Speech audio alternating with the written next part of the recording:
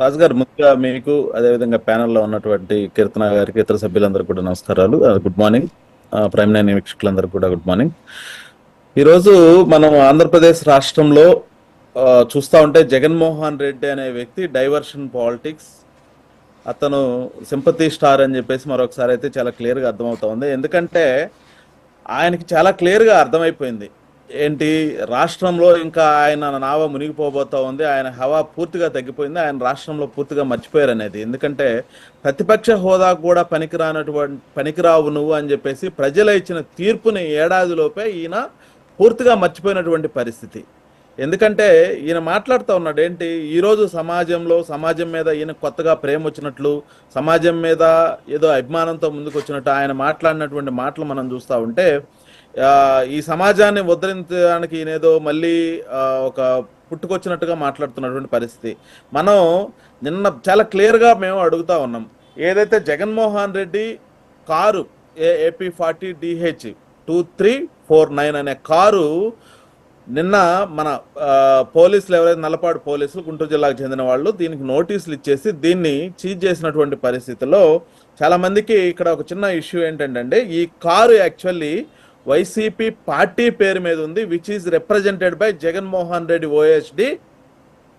ఎవరైతే కృష్ణమోహన్ రెడ్డి ఉన్నాడో అతని పేరు మీద ఉంది. ఇక్కడ మనం గమనించాల్సిన విషయం ఏంటంటే, ఒక ప్రభుత్వ అధికారి why he is representing this car. Jaganmohan Reddy ఎందుకు వాడుతానంటే, మద్యం కేసులో ఒక ప్రముఖ ఎవరైతే మనం విక్టిమ్గా ఈరోజు ఎవరైతే చూస్తున్నామో అతని పేరు మీద ఉన్నటువంటి ఈ కారు ఈరోజు చీజ్ చేసి తీసుకెళ్ళడం జరిగింది. దీని పక్షంలోనే ఈరోజు జగన్మోహన్ రెడ్డి అనే వ్యక్తికి ఒక భయం పట్టుకుంది. ఈరోజు నా కారు తీసుకెళ్లారు, దీని ద్వారా మళ్ళీ ఎన్ని ఇల్లీగల్ యాక్టివిటీస్ ఇవన్నీ కూడా బయటికి లాగుతారో, రేపు కూడా అతన్ని మళ్ళీ అరెస్ట్ చేసి దానికి సిద్ధపడింది ఈ ప్రభుత్వం అని చెప్పేసి ఆయనకైతే ఒక భయం పట్టుకుంది. ఈరోజు మనం చూస్తూ ఉన్నాం ఏంటంటే, ఒక సామాన్యంగా మనం కారు వెళ్ళేటప్పుడు లేకపోతే మనం ఎక్కడైనా బండి మీద వెళ్ళేటప్పుడు ఒక చిన్న రాయి పడితేనే మనకి రోడ్డు మీద తెలుస్తుంది అదే టైర్ కింద పలానా పడింది అనేది. వీళ్ళకి కొంచెమైనా జగన్మోహన్ రెడ్డి అదే కారులో ఉన్నాడు, ఆ పార్టీకి సంబంధించినటువంటి ముఖ్యమైన వ్యక్తులందరూ కూడా అదే కారులో ఉంటే ఒక మనిషి ఆ కారు కింద పడితే అది కూడా తెలియలేదా? సరే, గుంటూరు నుంచి సత్తెనపల్లి వెళ్ళేంత వరకు ఇక్కడ ఈ ఇన్సిడెంట్ గురించి చిన్న డిస్కషన్ కూడా ఆ కారులో రాలేదా? జగన్మోహన్ రెడ్డి గారు మళ్ళీ నేను రిటర్న్లో నాకు తెలిసింది ఇలా జరిగిందని చెప్పేసి స్వయాన ఆయనే చెప్పాడు. సత్తెనపల్లి నుంచి నువ్వు గుంటూరు మీదుగానే వెళ్తా ఉన్నావు కదా, ఇదే సింగయ్య గారు గుంటూరు హాస్పిటల్లో చనిపోయి ఉన్నారు కదా, నువ్వు ఏదైతే సంవత్సరం రోజుల క్రితం చనిపోయిన వ్యక్తి విగ్రహాన్ని ఆవిష్కరించడానికి నువ్వు వెళ్ళావో, ఆ రోజు నీ కారు కింద పడి నీ కాన్వాయ్ కింద పడి చనిపోయిన వ్యక్తిని రిటర్న్లో నీకు పరామర్శించే టైం దొరకలేదా? అంటే నీ పార్టీలో ఉండే వాళ్ళు మాట్లాడుతున్నారు, చాలా మంది మాట్లాడుతున్నారు, మా పార్టీకి సంబంధించిన వ్యక్తి చనిపోతే మీకెందుకు, మేము ఏదో చేసుకుంటాం కదా అని. ఇక్కడ పార్టీలు కాదండి, ఒక సామాన్యమైనటువంటి దళిత సామాజిక వర్గానికి చెందినటువంటి సింగయ్య గారు, ఇదే ఒక దళిత సామాజిక వర్గం గతంలో పాస్టర్ ప్రవీణ్ గారు జరిపితే రాద్ధాంతరం చేశారు, మతాల మధ్య గొడవలు రెచ్చగొట్టడానికి చేశారు. ఈరోజు జగన్మోహన్ రెడ్డి గారు ఎందుకు పోలేదు అని చెప్పేసి మేము అడుగుతా ఉన్నాం. ఈరోజు వాళ్ళ మీద ప్రేమో ఇంకోటో కాదు, వీళ్ళకి కావాల్సిందంతా ఏంటంటే డైవర్షన్ పాలిటిక్స్. ఈరోజు రాష్ట్రంలో జగన్మోహన్ రెడ్డి ఏదైతే సత్తెనపల్లి పర్యటన సందర్భంగా ముగ్గురు చనిపోయారు నిన్న, మధుతో కూడా కలుపుకొని. ఈ ముగ్గురు గురించి మాట్లాడనరా నాయన అంటే, నాకు భద్రత ఇవ్వలేదు, నాకు రక్షణ కల్పించలేదు అని చెప్పేసి మాట్లాడుతూ ఉన్నారు. వీళ్ళకి నేను ఒకటే అడుగుతా ఉన్నా, గతంలో మీరు ఇదే చంద్రబాబు నాయుడు గారు ముఖ్యమంత్రిగా ఉన్నప్పుడు, ప్రతిపక్షంలో ఉన్నప్పుడు మీరు ఏం చేశారు? చంద్రబాబు నాయుడు గారిని ఏ విధంగా ఇబ్బంది పెట్టారు, పవన్ కళ్యాణ్ గారిని ఏ విధంగా ఇబ్బంది పెట్టారన్న విషయాన్ని కూడా మీరు గుర్తు చేసుకోవాలి.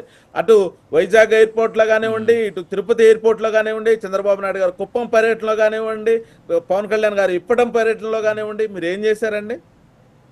మీరు అధికారంలోకి వచ్చిన తర్వాత జూన్లో అధికారంలోకి వచ్చారు 2019. ఎమ్మడే చంద్రబాబు నాయుడు గారికి స్టేట్ పోలీస్ సెక్యూరిటీ ఏదైతే ఉందో మొత్తాన్ని తీసి పడేశారు. మళ్ళీ మేము కోర్టుకి వెళ్ళి అక్టోబర్ నెలలో తెచ్చుకున్నటువంటి పరిస్థితి.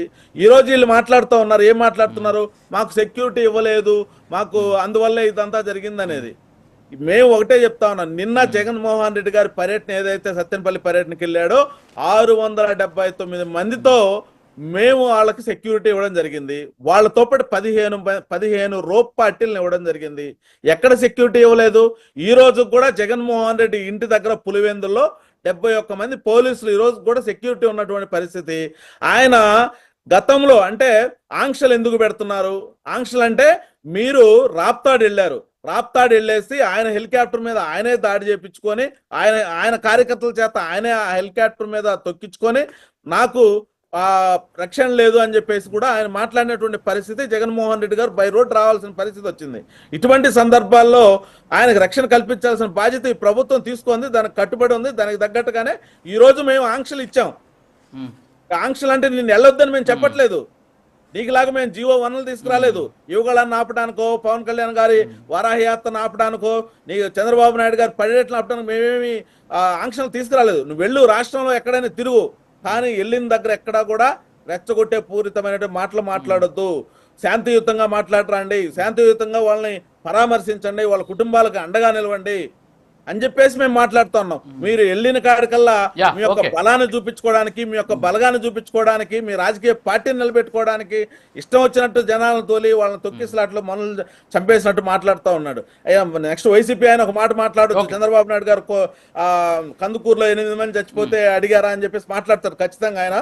నేను ఒకటే చెప్తా ఉన్నా, 8 మంది కందుకూరులో చనిపోతే మా అధినాయకుడు కార్యకర్తల మీద శుద్ధశుద్ధి ఏంటంటే అప్పటికప్పుడు మీటింగ్ ఆపి హాస్పిటల్లో వాళ్ళ డెడ్ బాడీస్ అన్నిటికీ కూడా పోస్ట్ మార్టం అయ్యేంత వరకు ఆగి తెల్లారి వాళ్ళ ప్రతి ఇంటికి వెళ్ళి వాళ్ళ కుటుంబాలను పరామర్శించి ప్రతి కుటుంబానికి 35 లక్షల రూపాయలు భరోసా వాళ్ళకి డబ్బులు ఇచ్చి వాళ్ళ కుటుంబాలను ఆదుకున్నటువంటి చరిత్ర మాది. కానీ మీకులాగా రోడ్ల మీద పక్కన పడేసి పోయినటువంటి పరిస్థితి ఇది.